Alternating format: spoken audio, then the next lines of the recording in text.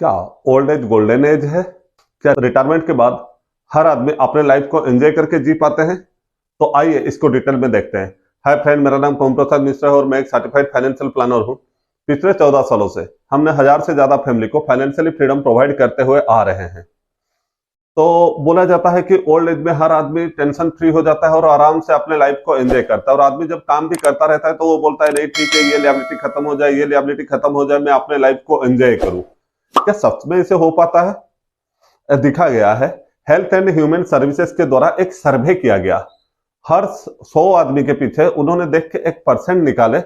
100 में से 54 are dependent, जो अपने बच्चे के पर, कहीं चैरिटी के पर, कहीं ओल्ड एज होम के पर।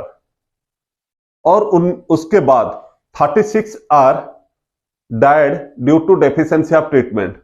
उन्होंने अपना ओल्ड एज आके डेथ नहीं किया, क्योंकि अभी इंडिया का life expectancy more than 80 years हो चुका है। लेकिन ट्रीटमेंट के चलते, प्रॉपर ट्रीटमेंट नहीं हो पाने के चलते उनका डेथ हो गया। उन्होंने ही खुद अपने बच्चे को बोले नहीं बेटा रहने दे, अब मेरा ट्रीटमेंट और मत करवा। क्योंकि उन्होंने देखे अगर उनका बच्चा उनका ट्रीटमेंट करवाएगा तो उसका जो फ्यूचर है वो पूरा डार्क हो जाएगा। तो ये चला गया उधर में 54% और यहां पर 5% are still working for survive.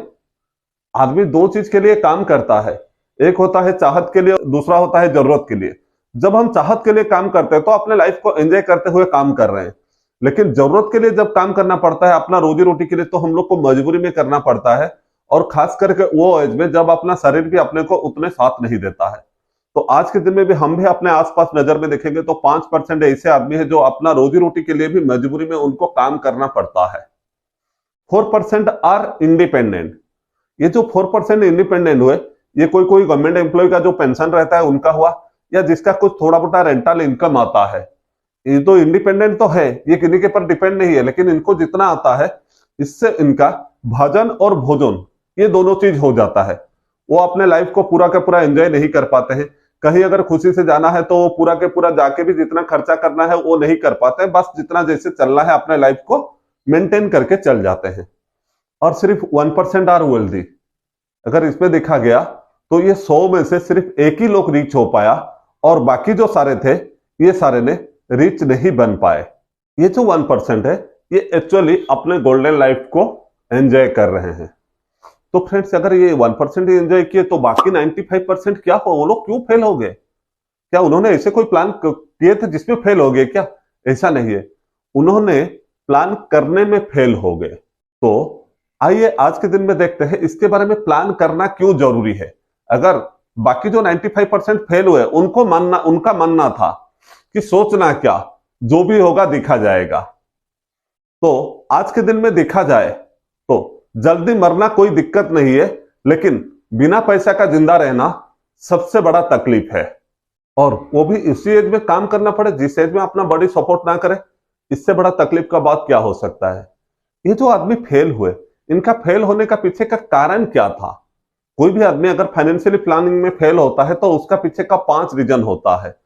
पहला रीजन हो गया don't know how to plan and the importance of saving.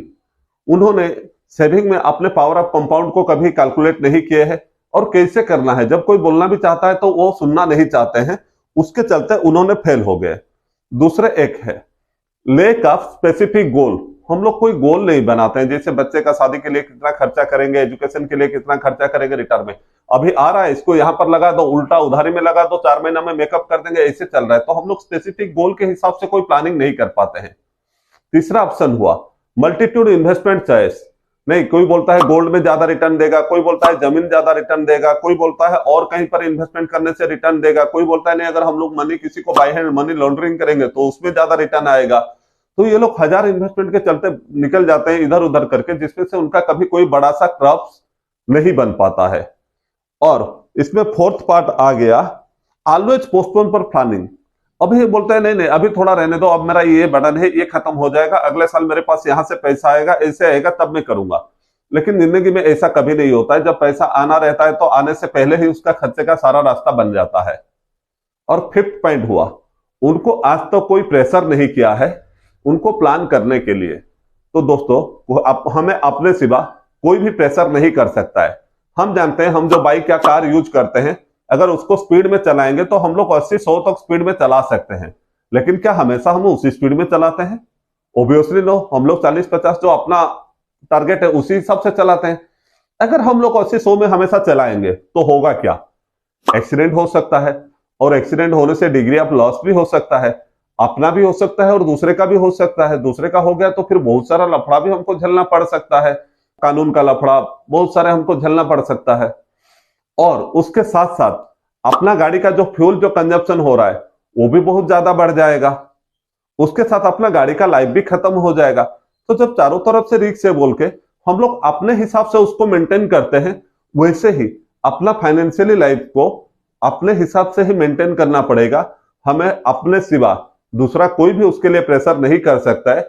अपने गाड़ी को जैसे फुल स्पीड में हम लोग नहीं चलाते हैं, वैसे अपना इनकम से हमको पूरा खर्चा नहीं करना है। पहले सेविंग का प्रोपोजिशन निकालना है और उसके चलते प्लान करना है। हाय फ्रेंड, अगर ये वीडियो आपको अच्छा लगा तो आप अपना फ्रेंड सर्कल में शेयर कीजिए, सब्सक्राइब कीजिए। हम ऐसे ही छोटा छोटा वीडियो लाएंगे जिसमें अपना आपका फाइनेंशियली लाइफ इजीली और स्मूथली आगे चल सके। Thank you.